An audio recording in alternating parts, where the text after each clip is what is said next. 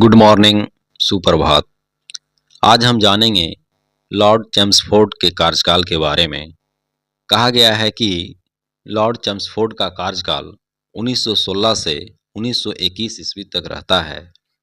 इसके कार्यकाल को हम देखते हैं कि इसके कार्यकाल में कांग्रेस के लखनऊ अधिवेशन 1916 ईस्वी में होता है, जिसमें कांग्रेस का एकीकरण हुआ एवं मुस्लिम लीग के साथ समझौता हुआ।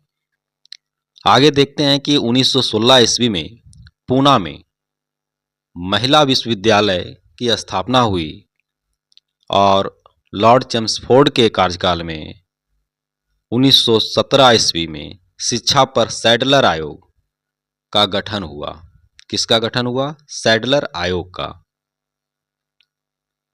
फिर हम देखते हैं कि 20 अगस्त 1917 ईस्वी को 20 अगस्त 1917 के सुधारों की घोषणा को मॉन्टेगू घोषणा के नाम से जाना जाता है। लोक सेवाओं की परीक्षा इंग्लैंड एवं भारत में एक साथ कराने की संस्तुति मॉन्टेगू चेम्सफोर्ड रिपोर्ट के द्वारा की गई थी। फिर आगे देखते हैं कि इसी के काल में 1919 में रॉलेट एक्ट पारित हुआ। लॉर्ड चेम्सफोर्ड के कार्यकाल में 13 अप्रैल 1919 को जलियांवाला बाग हत्याकांड हुआ। जलियांवाला बाग हत्याकांड अमृतसर में स्थित है।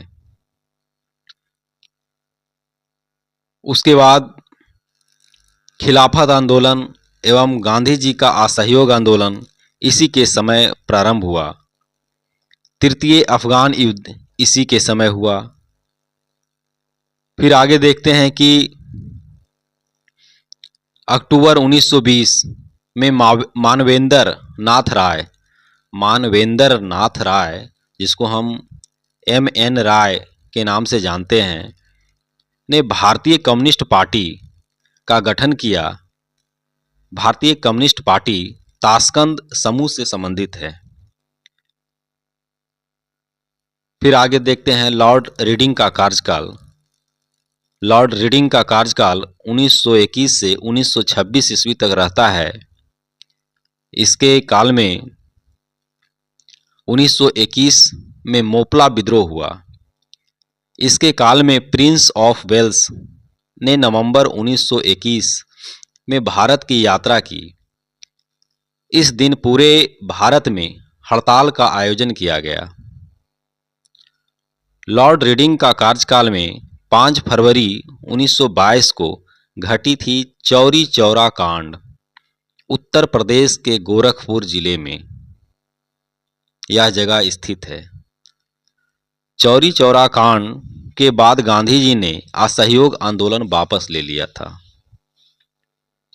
उसके बाद देखते हैं कि भारत में 1922 से इलाहाबाद में सिविल सेवा की परीक्षा शुरू होती है। क्या होती है? सिविल सेवा की परीक्षा की शुरुआत होती है। उसके बाद हम देखते हैं आगे कि 1922 ईस्वी में विश्व भारती विश्वविद्यालय ने कार्य करना प्रारंभ किया।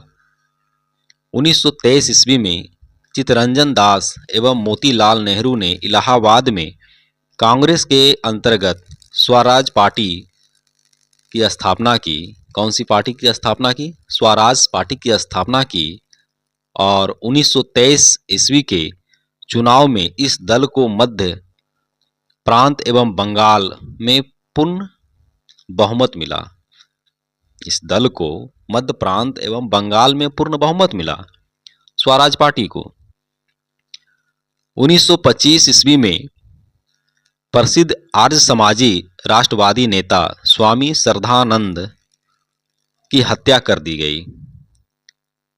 फिर आगे हम देखते हैं लॉर्ड इरविन का कार्यकाल। लॉर्ड इरविन का कार्यकाल 1926 से 1931 ईस्वी तक रहता है।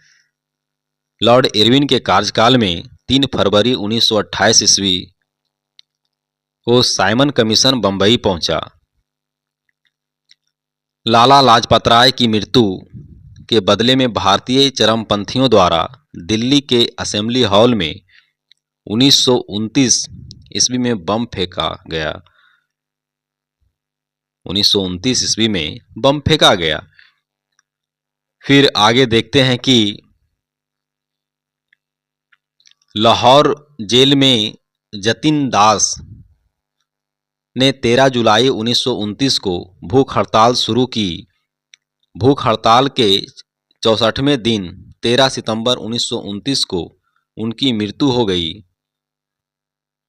भूख हड़ताल का कारण भारतीय एवं अंग्रेज कैदियों के बीच व्यवहार में किया जाने वाला भेदभाव था।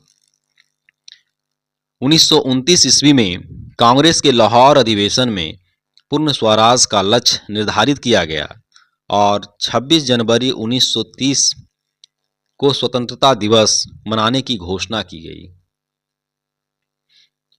उसके बाद आगे देखते हैं कि सविनय अवज्ञा आंदोलन के दौरान महात्मा गांधी को 5 मई 1930 ईस्वी को गिरफ्तार कर लिया गया और 25 जनवरी 1931 ईस्वी को वायसराय इरविन बिना कोई शर्त के उन्हें रिहा कर दिया, महात्मा गांधी को। आगे देखते हैं कि 12 नवंबर 1930 ईस्वी में लंदन में प्रथम गोलमेज सम्मेलन होता है। इस सम्मेलन में कांग्रेस ने भाग नहीं लिया। फिर आगे हम देखते हैं कि 4 मार्च 1931 ईस्वी को गांधी इरविन समझौते पर हस्ताक्षर किया गया और साथ ही सविनय अवज्ञा आंदोलन को स्थगित कर दिया गया। नोट में कहा गया है कि वायसराय भवन वर्तमान में राष्ट्रपति भवन है। वायसराय भवन में रहने वाले पहले व्यक्ति लॉर्ड इरविन थे। इस भवन के निर्माण में 17 वर्ष लगे थे और 1931 में इसका उद्घाटन हुआ। इस भवन का वास्तुकार सर एडविन लुटियंस और हर्बर्ट वेकर थे। आज यहीं तक रहने देते हैं, आगे देखेंगे लॉर्ड वेलिंगटन का कार्यकाल। जय हिंद, जय भारत।